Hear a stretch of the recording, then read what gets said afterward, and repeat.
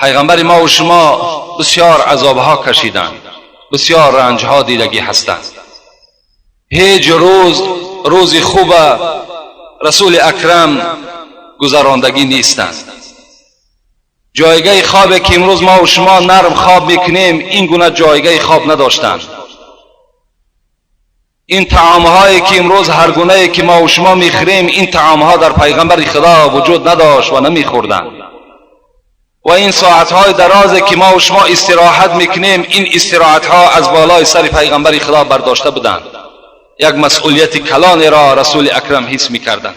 حتی اسماء دختر ابوبکر صدیق، یک کیسه یادم آمد الحال این به شما میرسانم. اسماء دختر ابوبکر صدیق بودند.